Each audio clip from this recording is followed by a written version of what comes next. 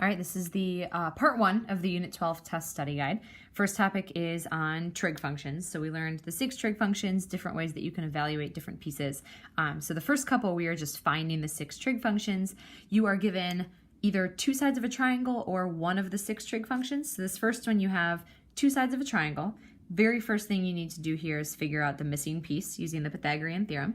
Make sure that the missing piece is going into the right spot. So the missing piece is a leg, so that'll be on the left-hand side. So x squared plus the other leg, and then the hypotenuse. All right, so we can evaluate these. And as I'm going through, like if numbers just appear, just trust that, I'm plugging them into my calculator, you would get the same ones. So x squared plus 18 squared is 324 equals 21 squared, which is 441. Then to get the x squared by itself, we would subtract the 324 from both sides. So 441 minus 324 leaves us with 117. And 117 you can actually split into 9 times 13. So 9 times 13, 9 is the perfect square. So when you take the square root of both sides, x equals, the square root of 9 comes out, and then the 13 stays behind. So again, the 117 was split into the square root of 9 and the square root of 13. So once we do that, we've got the last side that we can measure on here, so 3 root 13. And as soon as you know that, now this is the adjacent side to our angle theta, and so we can use that in all of these formulas. So sine is opposite over hypotenuse, so opposite to this theta is 18. The hypotenuse is 21, and that reduces down to 6 over 7. The cosecant is the reciprocal, so that flips to 7 over 6. Cosine is the adjacent over the hypotenuse, so 3 root 13 over the hypotenuse, and the 3 over 21 reduces down to 1 over 7. And then flip, so this flips to 7 over the square root of 13, and then I can rationalize it by multiplying by root 13 over root 13. So I get 7 root 13 over 13, and then the 7 over 13 does not reduce. And tangent is opposite over adjacent. So we have opposite over adjacent. So first thing, the 8 over 3 reduces down to 6. And then I would have to rationalize that. So I end up with 6 root 13 over 13. And then when I flip, I actually want to flip the unrationalized version. So this is 6 over the square root of 13. So this flips to the square root of 13 over 6. All right, so that is my first one. Second one, we've got one of the 6 trig functions, so that's 2/7. That automatically gives us one of the other ones, just knowing that it's the reciprocal. What I use this for is to figure out my missing piece. So remember, 2/7, you can just kind of draw just a generic right triangle. So opposite over adjacent. So we would call this the angle, so opposite over adjacent. What we're missing is the hypotenuse. We can use Pythagorean Theorem to solve for that. So a squared plus b squared equals c squared. So that's the missing piece, the hypotenuse. So 4 plus 49 equals x squared. When I add this left-hand side together, I get 53. And then I solve by taking the square roots. And the square root of 53 is not anything that can be broken down any further than it already is. So write the root 53 in there. This means we're definitely going to have some rationalizing when we set these up. So sine is the opposite over the hypotenuse. And I am going to have to rationalize this. Let's actually flip it before I rationalize it, just to make things easier. Rationalize this, you'd multiply by root 53 over root 53. So we end up with this, which does not reduce. Cosine is the adjacent side over the hypotenuse. So we're going to have to rationalize it. Might as well flip before we rationalize, so you don't have to re-rationalize. And then this multiply by root 53 over root 53. So that is all 7 of those trig functions. Number 3, we've got one of the pieces here again. So this is secant. We've got 4 root 2 over 3. So we can flip that to find cosine. So we have 3 over 4 root 2. And we can rationalize that, multiply by root 2 over root 2. So we multiply this by root 2. When you multiply the denominator by root 2, the 4 and the root 2 and the root 2 would end up being 4 times just 2, which is 8. All right, so we've got 2 of the 6. We're going to do the exact same thing. You can draw just a very generic right triangle to label on some pieces. So secant is the reciprocal of cosine. So cosine is adjacent over hypotenuse. That makes the secant hypotenuse over adjacent. So hypotenuse, adjacent. So we need to find that third piece. All right, so a squared plus b squared equals c squared. So this is 9 plus our missing piece. When I square this, I square the 4, which is 16, and I square the square root of 2, which is 2. So that ends up giving me 32. Subtract the 9 from both sides. So 32 minus 9 is 23. So I end up with another square root that I'm going to have to simplify.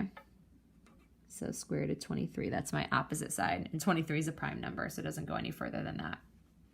So sine is the opposite over the hypotenuse. So the square root of 23 over 4 root 2. So this one I can rationalize, multiply root 2 over root 2. So then I multiply the top by root 2 and multiply the number underneath, and I get root 46. And remember, when I multiply this one by root 2, I end up with 8s. So cosecant, we can flip it now, we can flip it later. Either way, we're going to have to do some rationalizing. So you might as well flip the beginning one, since you're going to have to rationalize it anyway. So multiply by root 23 over root 23. So the 4 would still be out front. When I multiply the roots, I get this, and then the denominator is now just a 23. I'd get the exact same thing if I had flipped this and rationalized it. I just would have had some stuff to reduce. All right, and then tangent. Tangent is opposite over adjacent. So this is actually the only one that does not need to be rationalized. The last one. Okay, sorry, my iPad cut me off and I kept talking. This is the cotangent. So this one you flip the tangent to its reciprocal, and then that one you do have to rationalize. You multiply by root 23 over root 23. All right, so next set, we are finding the missing measure to the nearest tenth. So you'll be figuring out some sort of trig function to find the value. I will use my graphing calculator for these. All right, so missing piece. You've got x in relation to 42 degrees is the opposite side, and 14 is the hypotenuse. So opposite and hypotenuse, you would set up sine of 42 degrees is equal to the opposite over the hypotenuse. And then to get x by itself, you would multiply both sides of the equation by 14. And then that expression on the left-hand side, we can just sub that right in. Double check, we're in degrees. Okay, so 14 times the sine of 42. That gives us about 9.4.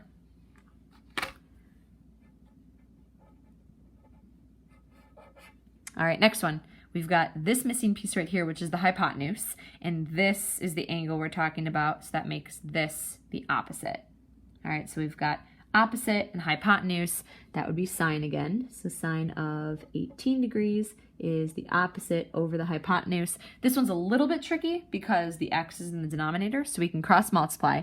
So multiply the x over here. We'll have x times sine of 18 equals 21, and then divide both sides by the sine of 18 to get the x by itself. So when that value is plugged in, that will get us x. So 21 divided by the sine of 18, we get about 68. It would round up because like the 9.5 would round up. Okay, the next two are missing angles. So for number 6, you have the hypotenuse and the adjacent, which would make you use cosine. So cosine is the adjacent over the hypotenuse. Anytime that you're solving for that missing piece, you would use an inverse if the missing piece is an angle. So the angle is equal to the inverse cosine of that fraction. And any calculator can do that as well. Again, just be very sure it's in degree mode. Okay, so nearest tenth, you'd have 34.3.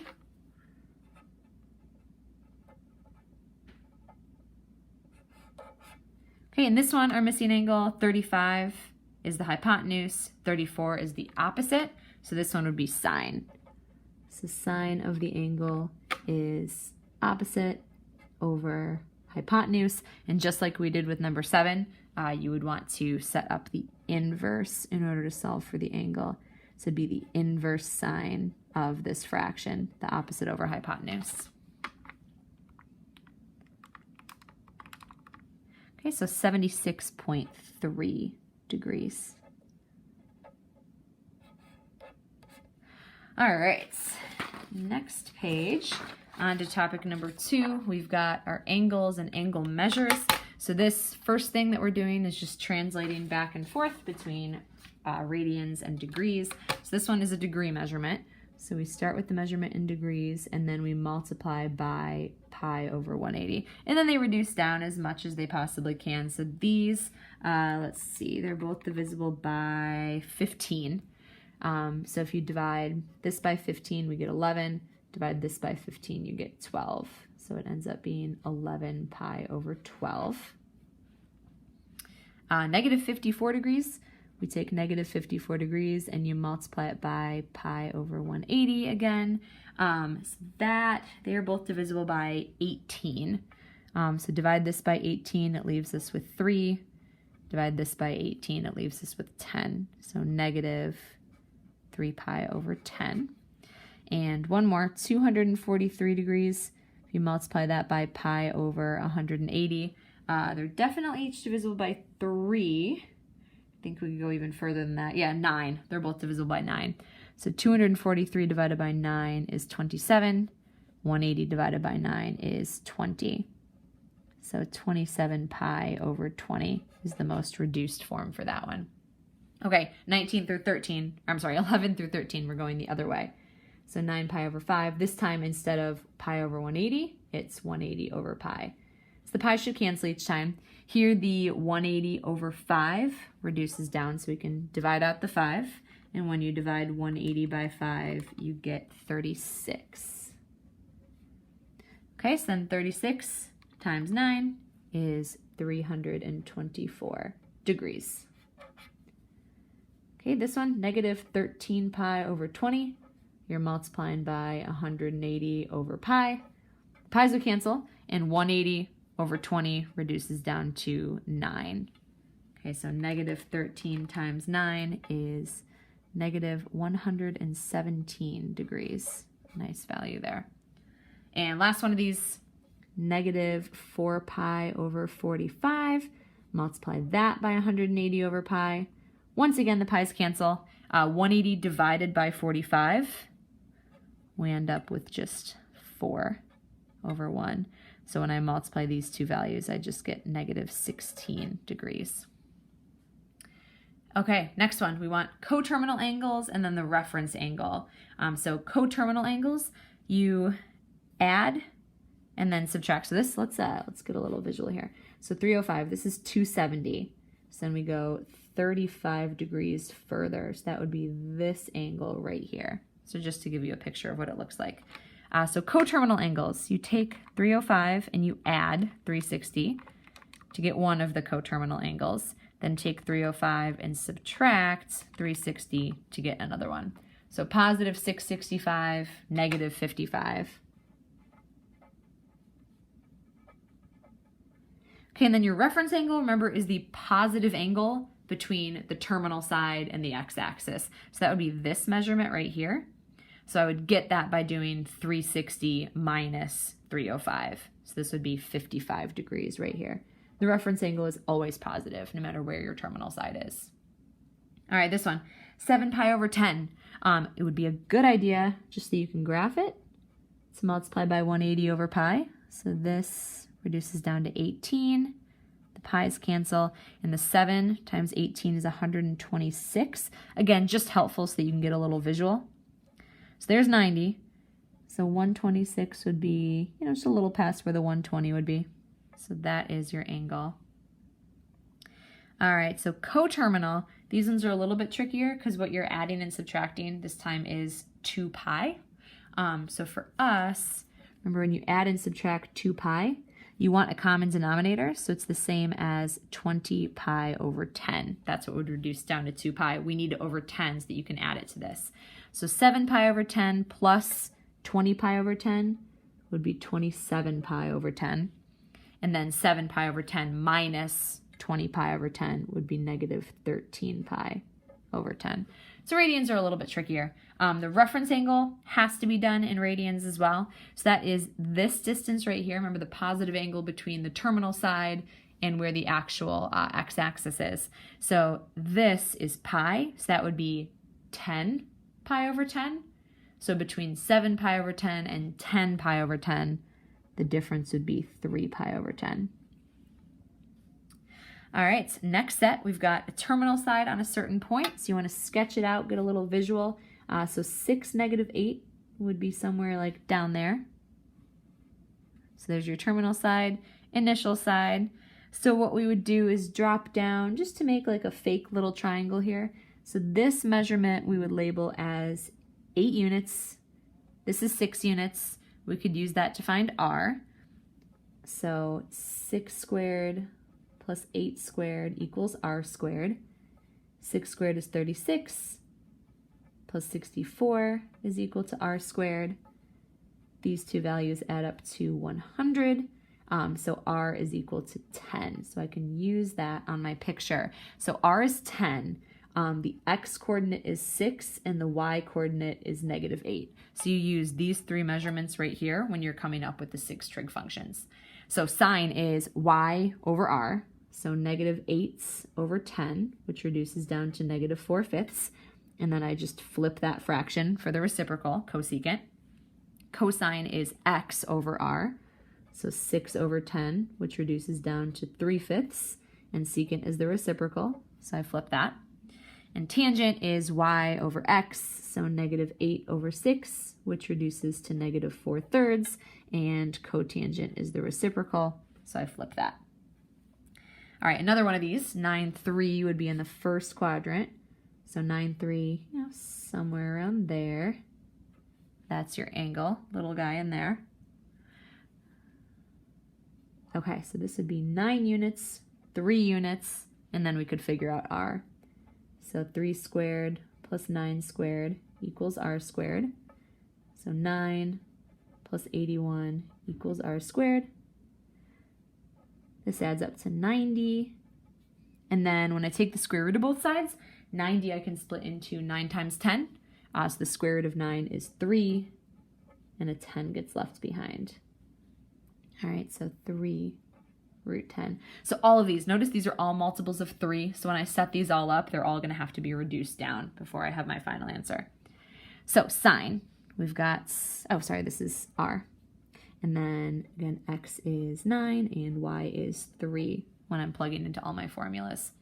So sine is y over r, so 3 over 3 root 10. So first, the 3's would cancel. And then once the 3's cancel, then you have to rationalize. So the 3's would cancel, and then I have to multiply by root 10 over 10. Okay, for this, flip the unrationalized version. So this would flip to root 10 over 1, or just root 10. Cosine is the x-coordinate over r. So this reduces down to 3 over root 10, which I would rationalize by multiplying by root 10 over root 10. For the reciprocal, again, flip the unrationalized version. So root 10 over 3. And last set here, tangent is y divided by x. So 3 divided by 9 reduces down to 1/3. Flip the simplified version, 3 over 1, of course, would just be 3. All right, topic number 3 is the unit circle. Which trig functions are negative in quadrant 4? Okay, so we've got, in quadrant 4, the y values are negative. So sine is negative, and so its reciprocal cosecant is automatically negative as well. If y is negative but x is positive, that means tangent turns out to be negative, and so is its reciprocal cotangent. Okay, if cosecant is negative, And I'm sorry, if cosine is negative and cosecant is negative, which quadrant could the terminal lie? So this is the same as sine. So this means sine and cosine are both negative. That means that you are in quadrant 3. All right, next page. Plenty more of these exact values of these trig functions. So we had a step-by-step process that we followed with these. All right, so first thing is if it wasn't in the first quadrant, you find the reference angle. So 45 is the reference angle, and the sine of 45 is one that you just get off of the unit circle. So sine of 45 degrees is the square root of 2 over 2, and that is the exact value, so you don't have to change the sign. All right, 135. 135, the reference angle, since it's in the second quadrant, you do 180 minus 135, so the reference angle is 45. So we start with the cotangent of 135. Okay, so the cotangent of 135, remember if you were looking, we marked tangent on our unit circle as well. The tangent of 45 degrees is 1. The reciprocal of 1 is still 1. And then remember my last step is to adjust the sign if we need to. So 135 is the second quadrant. Cosine is negative, sine is positive, so that makes cotangent negative. Secant of 330. The reference angle for 330, since we're in the fourth quadrant, is 360 minus 330, which is 30 degrees. So I want the cosine first. I figure out what the cosine of 30 degrees is, and then I can flip that. All right, so little side note, the cosine of 30 degrees, that's just one of those values that you should have memorized. All right, so that is the square root of 3 over 2. Okay, so we know that. We flip it, so we flip to 2 over root 3, which then rationalizes to 2 root 3 over 3. And then the last thing is to see if you need to adjust the sign. All right, so we are in the fourth quadrant. In the fourth quadrant, cosine is positive, or the x is positive, which means secant is also positive. All right, 23, tangent of 4 pi over 3. 4 pi over 3 is in the third quadrant, so we subtract pi. So that ends up just being pi over 3. If it helps you, pi over 3 is the same as 60 degrees. And the tangent of 60 degrees is, again, one that we should just know from our first quadrant. And that's root 3. Remember I said this is the third quadrant? Tangent is positive in the third quadrant, so you don't have to adjust the sign. Number 24, 11 pi over 6. So we want to find the reference angle first. This is in the fourth quadrant. So we do a little distance up to the x-axis. So 2 pi minus 11 pi over 6, or 12 pi over 6 minus 11 pi over 6. So the reference angle is pi over 6. Since cosecant is a reciprocal, we first want to find the sine of pi over 6. And that's, again, just one of those values that you should know from the unit circle. Sine of pi over 6 is 1/2. All right, so cosecant is the reciprocal. And then 11 pi over 6 is in the fourth quadrant. In the fourth quadrant, your y value is negative. All right, 2 pi over 3. That is the second quadrant. Your reference angle is just pi over 3. Cosine of pi over 3 is one of those values that you should know. It is 1/2. And 2 pi over 3 is in the second quadrant. X is negative in the second quadrant. So you adjust the sign. Tangent of 7 pi over 6. 7 pi over 6 is in the third quadrant. So we do that value minus pi, or minus 6 pi over 6. So the reference angle would be pi over 6. That is one of those values that you know from the unit circle. The tangent of pi over 6 is root 3 over 3. And 7 pi over 6 is in the third quadrant. In the third quadrant, tangent is positive, so we do not adjust the sign. All right, secant of 5 pi over 4. 5 pi over 4 is in the third quadrant, so we subtract pi.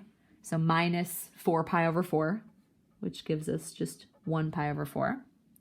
So the first thing we need to know is the reciprocal. So cosine of pi over 4 is just one that you should have memorized. That's root 2 over 2. So I flip to 2 over root 2. And when I rationalize that, I get 2 root 2 over 2, which is just root 2. Okay, and then last thing I need to figure out is if I need to adjust the sign. 5 pi over 4 I mentioned is in the third quadrant. In the third quadrant, cosine, and therefore secant are negative. And last one, cotangent of pi. Okay, so I need the reciprocal. I need tangent of pi. And tangent of pi is one that we should be able to figure out just based on our unit circle. Remember, tangent is sine over cosine, and pi, the sine would be 0, and the cosine would be -1. So the tangent ends up being 0. The reciprocal of 0 is actually undefined. All right, fourth topic, our law of sines. So we've got a bunch of missing pieces here that we're looking to find. So remember, with law of sines, you're pairing each one with its opposite. So 68 degrees is opposite this side, 77 degrees is opposite this side. So that's how you set up the law. So we would say the sine of 77 degrees over its opposite is equivalent to the sine of 68 degrees over its opposite. And then you can cross multiply and you'll end up solving for the missing piece. So cross multiply here, and we have x times the sine of 77 degrees equals, cross multiply here, 12 times the sine of 68 degrees. And then to get x by itself, we would divide both sides by the sine of 77.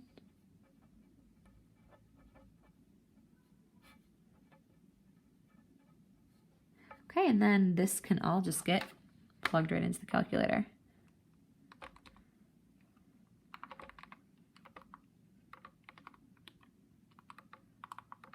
Okay, so we get 11.4 when we round to the nearest tenth. Okay, another one of these. We need our missing piece right here. So opposite, we have 126, and then we do not know the opposite side right here. X is opposite this angle, which we also don't know. So what we do is we kind of have to work backwards to find that missing angle, and it's easy enough to do because we already know 2 of them. So we know 180 degrees total minus the other 2 angles that I already have. So that means this little angle right in here is 36 degrees. So now I know the opposite to the measurement that I'm looking for. So 15 is opposite the 18. All right, so I'm going to set that up. So sine of 18 degrees over its opposite is equal to the sine of 36 degrees over its opposite. So just like a little additional step for that one. So cross multiply. Multiply each side by x, so x times the sine of 18 degrees equals 15 times the sine of 36 degrees. And then divide both sides by the sine of 18 degrees, and we'll be able to plug that right in.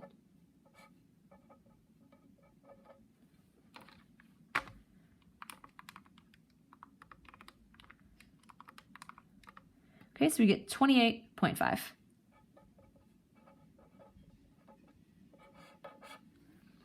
All right, a couple different ones here set up a little bit differently. I would sketch these ones out, and I've told you guys in the past, I just kind of make mine always look like equilateral triangles. I don't intend to draw them to scale. It's just how I draw triangles.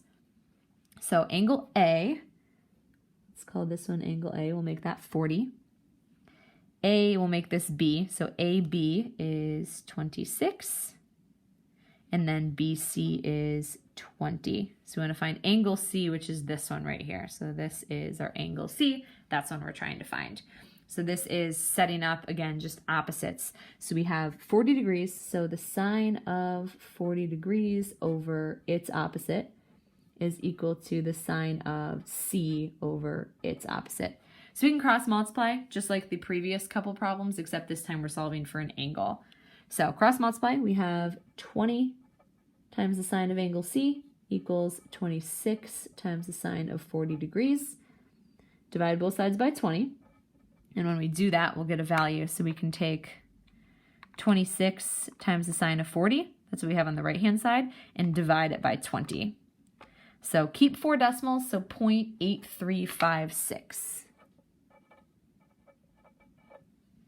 Okay, and then remember we talked about how you do the sine inverse to get your angle. All right, so let's go up here. So sine inverse of this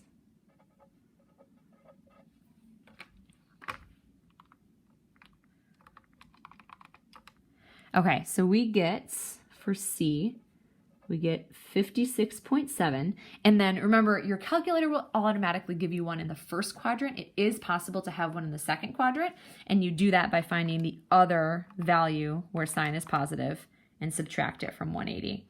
So 123.3 degrees is another option.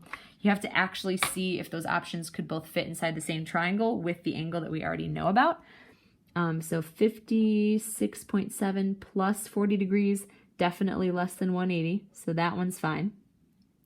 123.3 degrees plus 40 is actually only 163.3, so that is still less than 180, so that one is fine. So we actually have two different possible values for the angle that we're missing. Okay, we'll do something very similar for number 32. Again, don't mind my equilateral triangles. So P, we'll make this one right here. So PQR. So PQ is 16, QR is 10, and we want to find angle Q. So we do almost an identical setup to what we had for the previous one. So sine of 53 divided by its opposite equals the sine of Q divided by its opposite. We set up a little cross multiplication just like 31. So 10 times the sine of Q equals 16 times the sine of 53. So to get sine of Q by itself, all you have to do is take this right-hand side and divide each side by 10.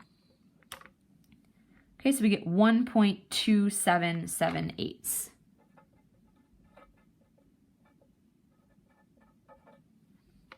Okay, and then we set up, so we'll do the same thing up here. So Q, our missing piece, is the inverse sign of that decimal value that I just came up with.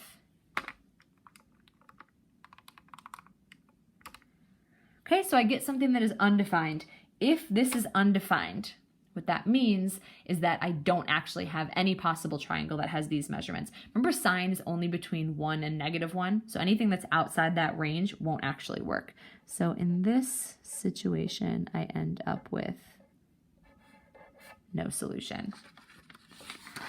All right, let's move on to, oh, not the next topic quite yet. We have one more of these, 32. We've got, again, a very similar setup. So we'll do JKL. L is 113 degrees, obviously not drawn to scale. JK is 21, and JL is 10. So find angle K, which is the one up here. So similar setup, we've got the sine of 113 degrees over its opposite equals the sine of K over its opposite. As you can see, we've got a bunch of very similar scenarios, but you'll see they all turn out just a little bit different. All right, so cross multiply. So I do 21 times the sine of K equals 10 times the sine of 113 degrees. So divide each side by 21. So I have the right-hand side. I'm going to divide that by 21, and I get this, so 0.4383 for the sine of K. Okay, so if I want to solve for K, I have to do inverse sine of that decimal value that I just found. That's not right, 438, sorry, mixing these up, 4383. So inverse sine of 0.4383, I end up coming up with 25.99, so that would just round up to an even 26 approximately. And remember, that's the first quadrant. Your calculator only gives you the first quadrant. It's on you to subtract from 180 and find the second quadrant and see if that value would fit inside the triangle that we have. So here's how you check. You now know two of your angles. 26 and 113 will fit in a triangle together just fine. Plenty of extra space to go up to 180. So that first one's fine. 154 and 113 cannot fit in the same triangle. It's not possible to have two obtuse angles in the same triangle. So that comes out more than 180. That second one does not work. It's just the first angle. So we saw every possibility, either 0, 1, or 2 solutions for the law of sines. So that brings us to topic 5, which is the law of cosines. This one we are finding the missing measurement for this. This is the side angle side case.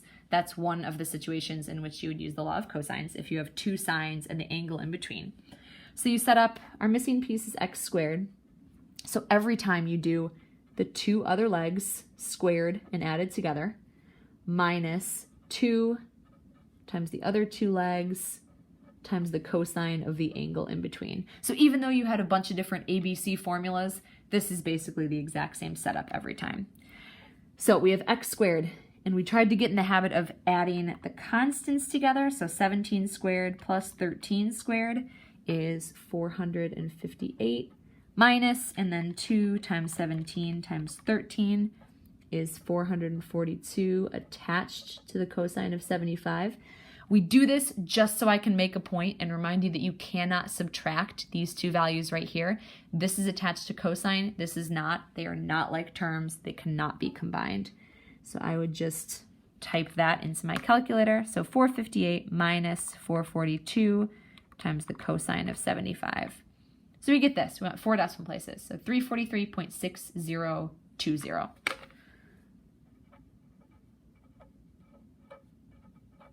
Okay, and then I would solve for x by taking the square root of both sides.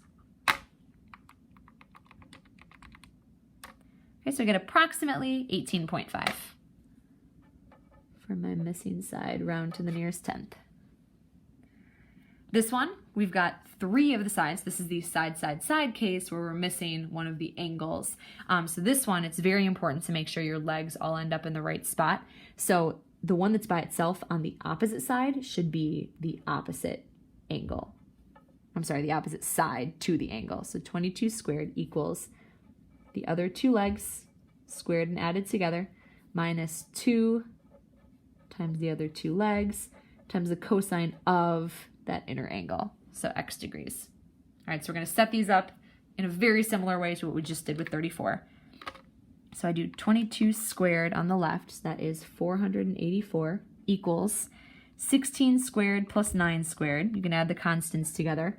So we get 337 minus 2 times 16 times 9 is 288 times the cosine of x. So we do this one all drawn out too to remind you that these two numbers cannot be subtracted.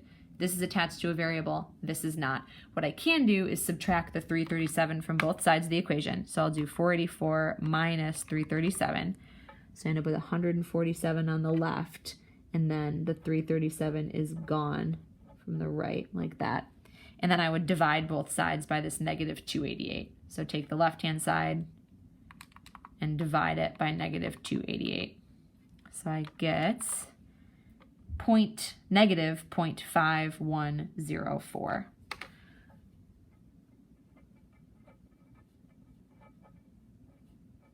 So remember the way this works. If we want x, we have to do inverse cosine and then plug this value in.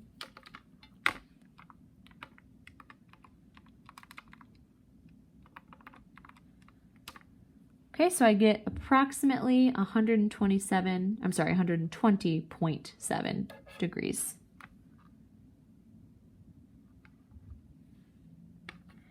Okay, one more of these. We have to sketch out our little picture. So we'll do x, y, z, so 96. xz would be 15, xy would be 24, and find yz, so this other side. So this is a situation like 34, where you have two sides and the angle in between. So our missing piece, yz, so we'll just go with a generic x.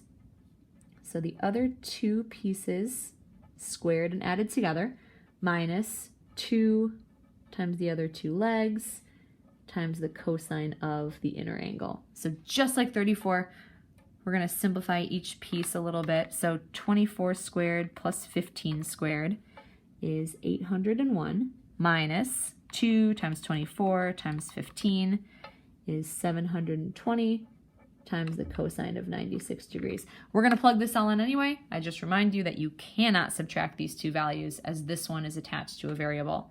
So I just type in 801 minus 720 times the cosine of 96. Okay, so I do 876.2605.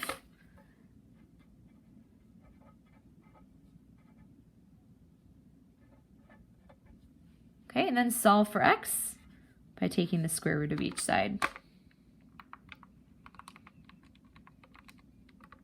Okay, so about 29.6.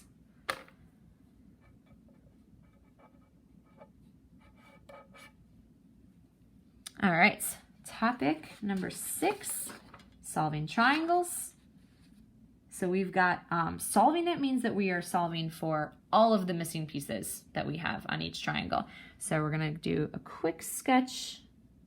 So DEF, so DE is 9, EF is 12, and DF is 13. So this is a side, side, side case. So pick one to start with.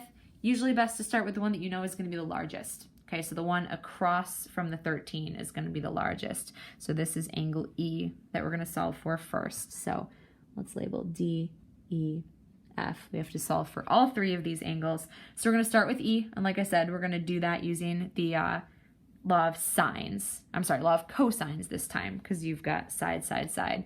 So we are using E first. So start with the opposite. Squared equals the other 2 squared and added, minus 2 times the other 2 times the cosine of the angle that we need. All right, so we're going to simplify this up. So 13 squared is 169. 9 squared plus 12 squared is 225. Minus 2 times 9 times 12 is 216 times the cosine of E. You cannot subtract those. What you can do is subtract the 225 to the other side. So we do 169 minus 225. We get negative 56. And then divide both sides of the equation by the negative 216. So negative 56 divided by negative 216 leaves us with 0.2593. Okay, so to solve for E, we do the inverse cosine of that decimal.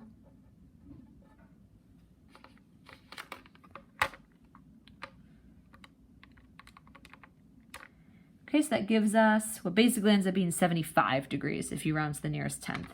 So E is 75 degrees. And then we use the law of sines to find the next one, because now we have both of the E's. And remember, the law of sines requires a pair. So we have an angle and its opposite side. So now we can set up the law of sines.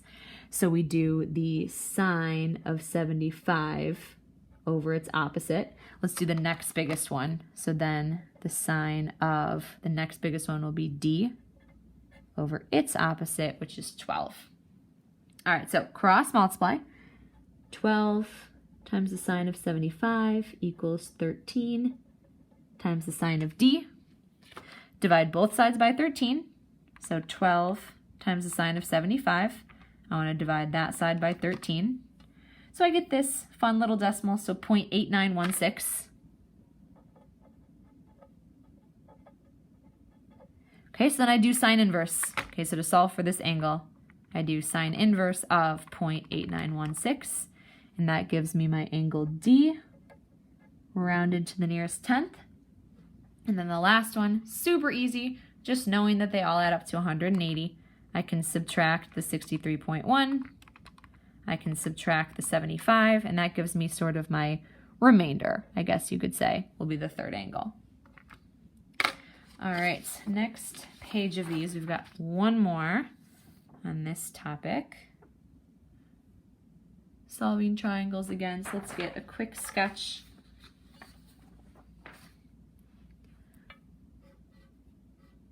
All right, so M,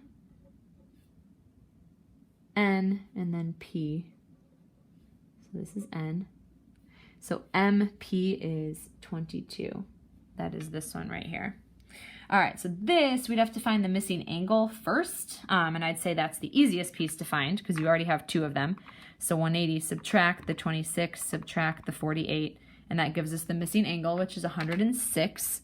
So we know that one, and as soon as we know that one, we can set up the law of sines because you have these opposites right here. So we can do the sine of 106 degrees over its opposite, 22, is equal to, and let's do this one, the one across from the 48. the sine of 48 degrees over our first missing side. All right, so we can cross multiply. So cross multiply x times the sine of 106 equals the 22 times the sine of 48. And then divide both sides by the sine of 106.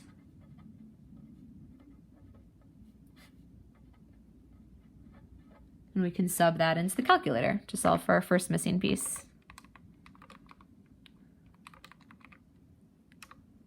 Okay, so we get 17, be 17.01, but we're going to go with an even 17. So that's this side, so that's mn.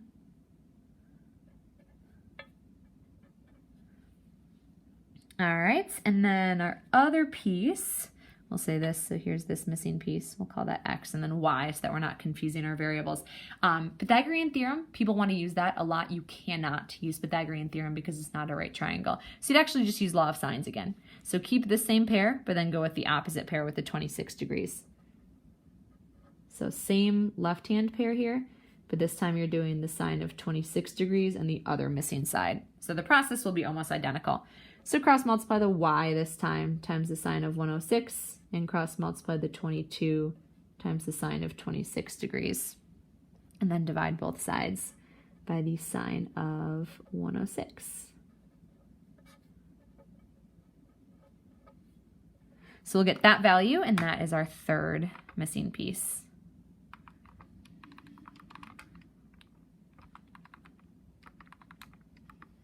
Okay, so that is 10.03, which nearest tenth would just be 10. All right, topic number 7 is the area of triangles. So we've got a nice little formula here. For finding the area, you need to have two sides and the angle in between. If you don't have the angle in between, you have to find the angle in between. So here we've got two sides and we do have the angle in between. So we set up the area equals, so it's 1/2 two sides times the sine of the angle in between. And you can just sub that whole thing right into your calculator. So 1/2 times 24 times 11 times the sine of 103. Okay, that'd be 128.6. Make sure you go with their units. They have millimeters, so that would be millimeters squared. Area is always a squared unit. All right, this one, 40, I need two sides and the angle in between. So here I have two angles, which means technically I have three angles. So we need to find this missing piece. So you could either find this missing piece or this missing piece. It really doesn't matter.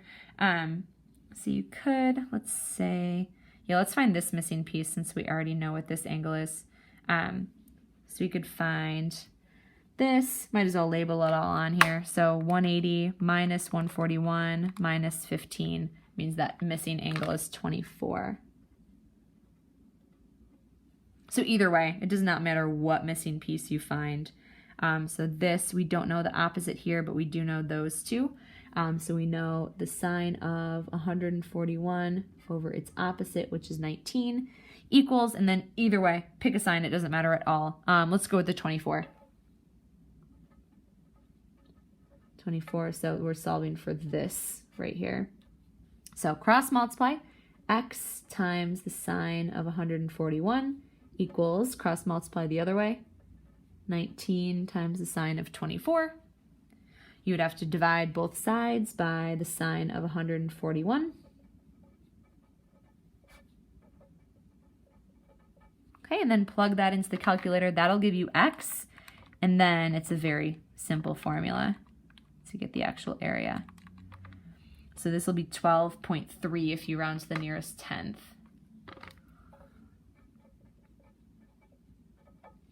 Okay, so now we know that this is about 12.3. So now we have two sides and the angle in between.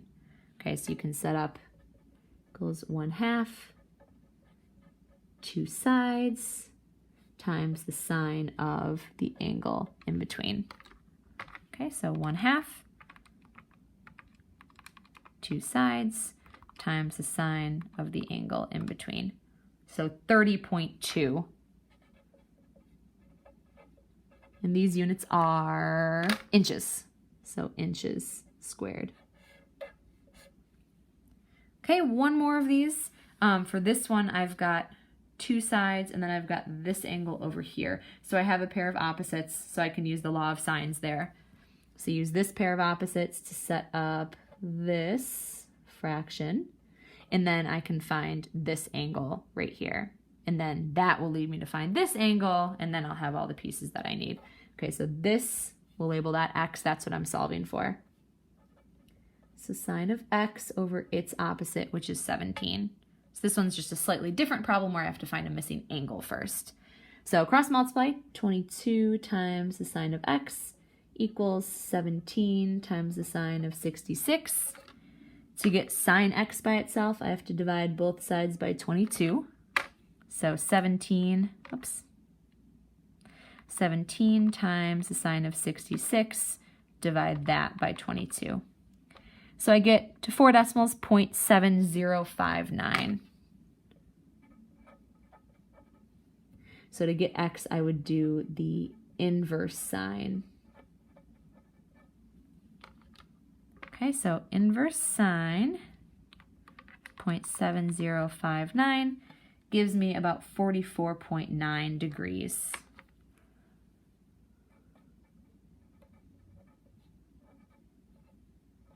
Remember, there's always the additional option of there being one in the second quadrant. Oops. Okay, so 135.1, but you wouldn't have room for both of these angles in the same triangle. So the 135.1 is technically an option, but it's an option that doesn't shake out because it wouldn't fit in a triangle with the 66 degrees. So just the 44.9, so that's this angle right here.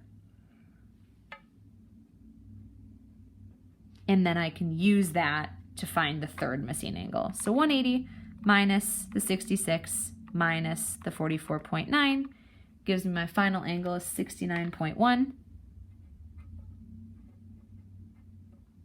Okay, and now I have two sides with the angle in between, so I can set up my area formula. So 1/2, two sides times the sine of the angle in between. So that string, one more time, would just get plugged into the calculator.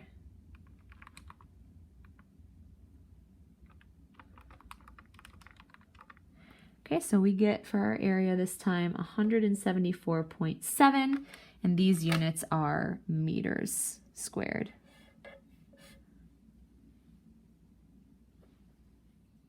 All right, topic 8 is our last topic. This is on applications. So a lot of these are just angles of elevation, angles of depression, things like that.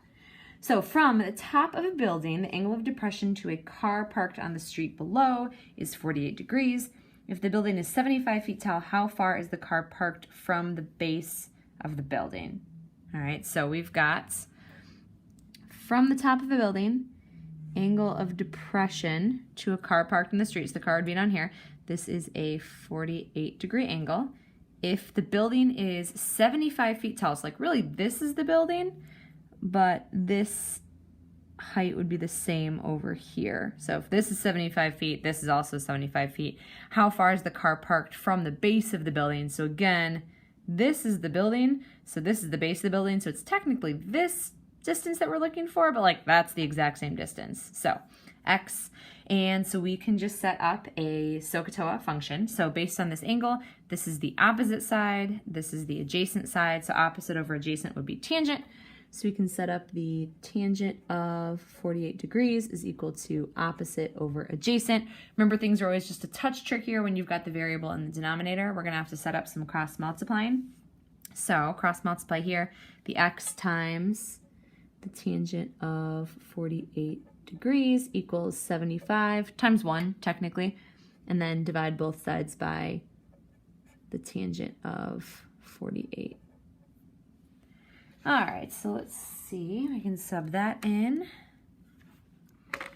So we have 75 over the tangent of 48. Okay, so we get 67.5. And most of these story problems have a context, which means they have units, so you want to make sure you're including that in your answer. All right, last page. We've got a few more of these. Number 43, we've got a picture here going with our setup. A 95-foot wire attached to the top of a cell phone tower makes a 62-degree angle with the ground. So here's the here's the tower, and then it makes a 62-degree angle with the ground. So that's this measurement right there. Joey is standing 150 feet away from the end of the wire. So wire goes down here. Joey is 150 feet away. So this measurement just from Joey to the wire is 150. Looking up at the tower, find the angle of elevation from the point on the ground where Joey is standing to the top of the tower. Okay, so this is the value that we're looking for. All right, so we can kind of work our way backwards and figure out a bunch of missing pieces. So we have a couple things, some like geometric things that we can use to figure out. One thing right here, remember if you have a straight line, that straight line is 180 degrees. So the fact that this is 62 means we can work backwards from 180. So 180 minus 62 would leave us with 118 degrees right here. So this measurement is 118 degrees. Now notice we do still have two missing pieces here, but we can set up a little law of sines to find this length right here, and then we can use that to find this length, find the angle. We've got a whole bunch of different pieces that we can find. So find the angle of elevation from the point on the ground where Joey is standing to the top of the tower. Okay, so our setup is going to start by setting up the sine of 62 degrees over y. So we're going to be, let's start with some sort of height. So sine of 62 degrees over y, and then we know the sine of 90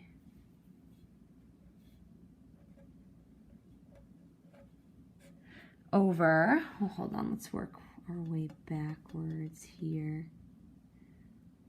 Let me figure out what we've got and what we don't have yet. Okay, there's got to be something that I'm missing here.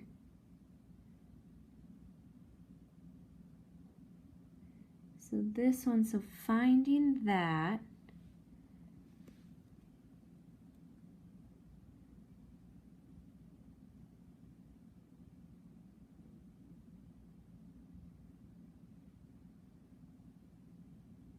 oh, there we go. Oh my gosh, the 95-foot wire. I was like, there is some bit of information. Sorry, that was like a really dramatic pause in the video. It's like there has to be a piece of information. There we go, 95-foot wire. Okay, I feel so much better. So I knew we had to set up the law of sines, but I was like, wait, we don't have that. Okay, here it is. So we've got this piece. We can set up the law of sines to figure out what this last missing piece is here. Normally we could use Pythagorean Theorem, but we only have one of these side lengths. Okay, I feel so much better. Sorry about that. So we can cross multiply here. So we will have y times the sine of 90 equals cross multiply here.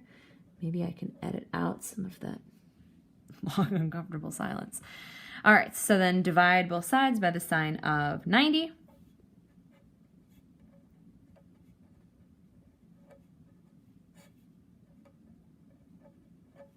There we go. So we can plug that value into the calculators. There are a lot of like little details for this problem that we're going to need to get in order to get that one angle that we're looking for. All right, so we start there. So that rounds up to 83.9. So the tower is 83.9 feet tall. So we get that. All right, so now that we know this measurement, we can use that to figure out this length right here. All right, so we kind of work our way backwards. So now we know the 95, we know the 83.9, so we can use that to find this measurement. All right, so seems like we're going in a weird direction, but stick with me here. So if we figure out this, then this whole larger thing turns into a giant right triangle. And if we know this, then we know this entire length. And since we know this leg, we can find the hypotenuse. Once we have the hypotenuse, we can set up the law of sines to figure out what this missing angle is. So quite a process here. So this measurement right here, we're going to set up Pythagorean Theorem. So we will have a squared plus b squared, so 83.9 squared, equals the hypotenuse squared. All right, so we do that. So I'm going to subtract 95 squared minus 83.9 squared. So we would get 1985.79. So a squared equals 1985.79. And then we take the square root of that. So square root of this value, we get about 44.6. So that's that first missing piece. So A is 44.6. Okay, so hopefully you guys are with me so far. So now we've got that, we can find this piece using another Pythagorean theorem. Okay, so that's the hypotenuse. So we have leg, a longer leg, which is these two pieces combined. So we have a squared, so 83.9 squared plus the other leg squared, so that is 150 plus 44.6. So that ends up being 194.6 squared equals c squared. So that's the hypotenuse. All right, so let's do that left-hand side. 83.9 squared plus 194.6 squared. We get this lovely value, 44,908.37.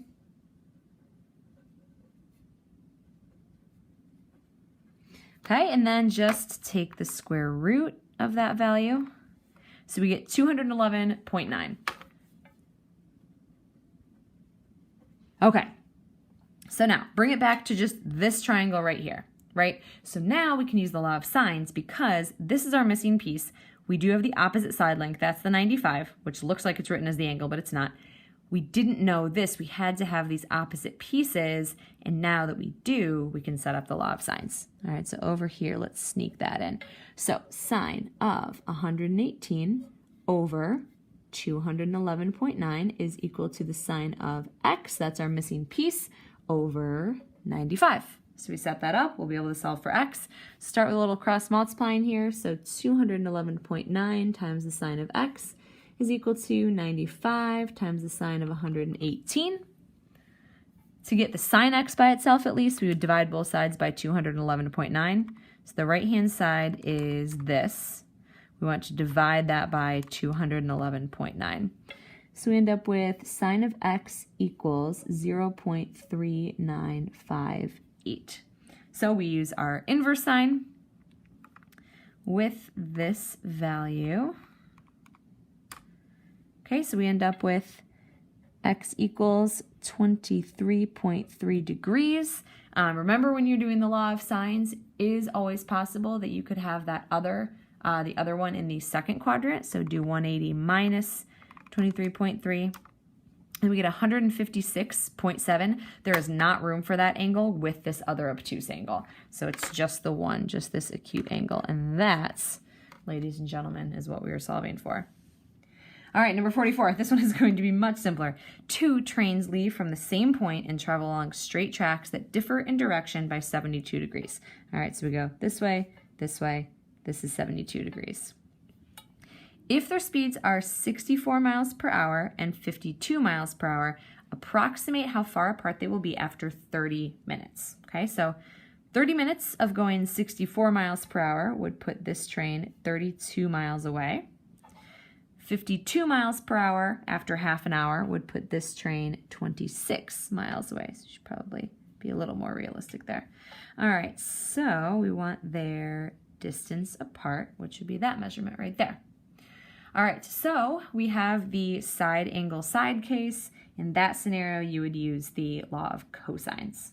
All right, so we've got our missing side equals leg squared plus other leg squared minus 2 times both the legs times the cosine of the angle in between them. Okay, so let's sub in some values on the right-hand side. So 32 squared plus 26 squared is 1,700 minus 2 times 32 times 26 is 1,664 times the cosine of 72. Now, I've said this many times. I set it up like this just so that I can have a talking point to remind you you do not and cannot subtract these two numbers. This is attached to a variable part. This is not. So we just plug that whole right-hand side in. we get a decimal, so 1185.7957.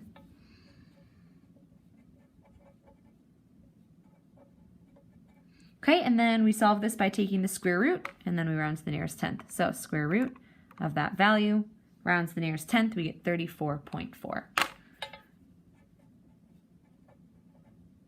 And that would be in miles. Remember, match the units to whatever the problem is talking about. Okay, two more. Angles of elevation to a balloon in the air from 2 points on level ground are 27 and 45. All right, so we've got 2 different points on level ground. All right, the balloon is up here somewhere.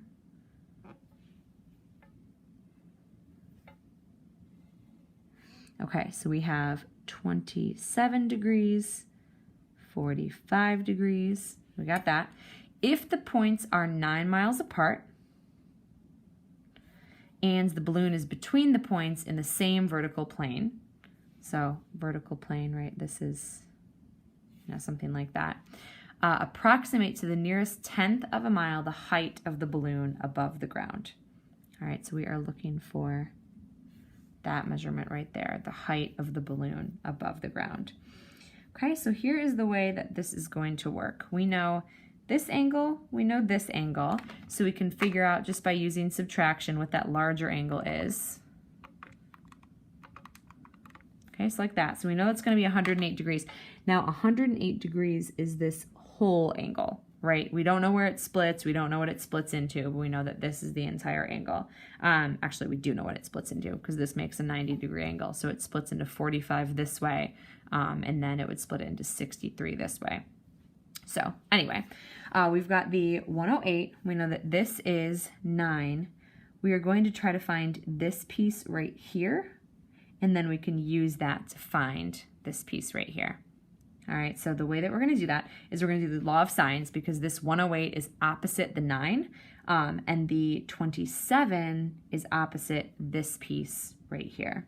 All right, or you could say that the 45 is opposite this piece right here. However you want to set it up, we can figure out what either one of those sides are really, and then we can turn this into a Pythagorean theorem. All right, so let's go with, we'll go with the one across from the 45. All right, so we've got sine of 108 degrees is across from 9. And then the sine of 45 degrees is across from, we'll call this measurement x. So we're going to find that first, which will turn this into a right triangle with this being the hypotenuse, and then we can figure out what that measurement is. All right, so we've got cross multiplying here, x times the sine of 108 equals 9 times the sine of 45. To get x by itself, we would divide both sides by 108, the sine of 108, and then we can plug that value in.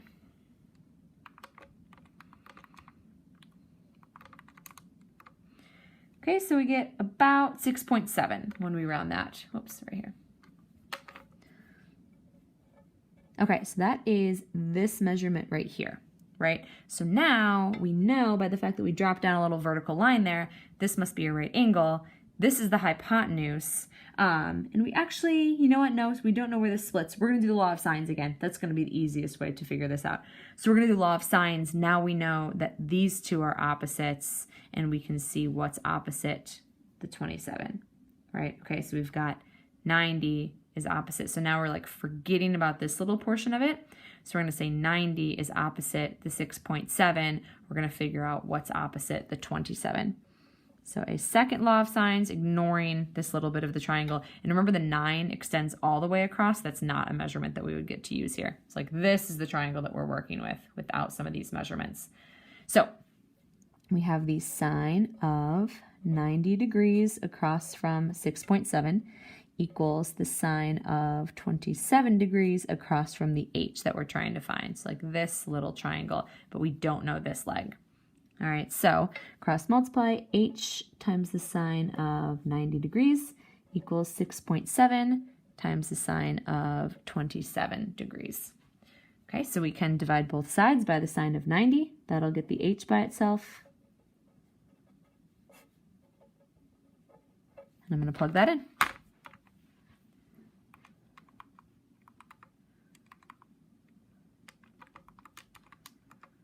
Okay, so we get 3.0, so 3, and remember this would be in miles.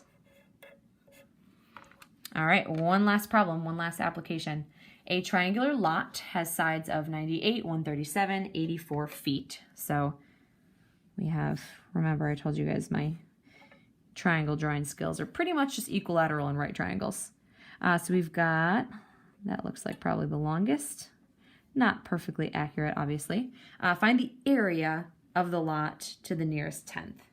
Okay, so we have to find one of the angles. This is a side-side-side case, so we can use the law of cosines to figure out one of the angles, and you can really pick whichever one you want. Let's go with this one. And then once we find that, we can find the area because we have two sides and the angle in between. Okay, so we know that 84 is the opposite of that angle. Then you add together the other two legs squared minus 2 times the other two legs times the cosine of that angle that we're trying to find. All right, so let's clean up each piece. So 84 squared is 7056 equals 137 squared plus 98 squared is 28,373 minus 2 times 137 times 98, which is 26,852 times the cosine of x. Now, we do not subtract these two numbers. What we should be doing is subtracting this number from both sides to get rid of it on the right-hand side. So 7056 minus 28,373 is a negative 21,317 on the left, and then we just don't have this number. We still have the rest of it on the right. Next thing we do is divide both sides by this number right here to get the cosine x by itself. So divide that value by negative 26,852. Oops, of course. Okay, so we get 0.7939. And that is cosine x. There we go. And we figure out what the angle is by doing the inverse cosine and then subbing that value in. So we get about 37.4. 37.4. Okay, so that's this angle right here. And remember, we are looking for the area, so we figure out the area based on that formula that we had, the 1/2 times the two sides times the sine of the area, or I'm sorry, the angle in between. So 1/2 times 2 legs times the sine of the angle in between those two legs. Okay, so that would just get subbed right in. Okay, so 1/2 or 0.5 times 137 times 98 times the sine of 37.4. That gets us, we have 4,077.3 feet squared because it is an area.